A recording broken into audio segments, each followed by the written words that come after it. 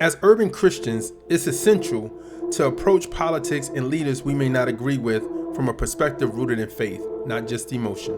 When Donald Trump got reelected president, it stirred strong feelings across the nation, particularly in urban communities. For some, his policies and rhetoric feels divisive, even alienating.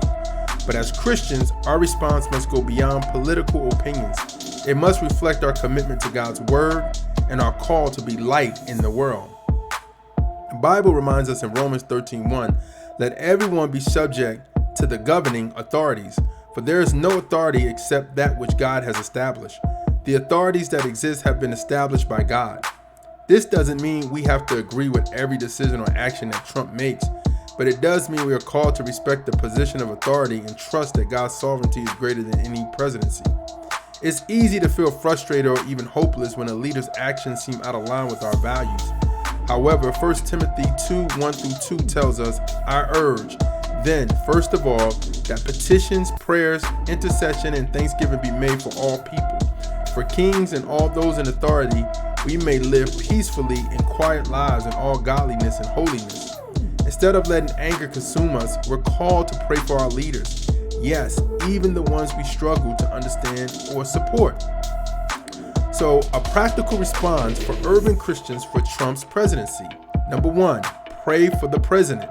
Pray for wisdom, humility, and guidance for the president. Even if we disagree, our prayers can make a difference.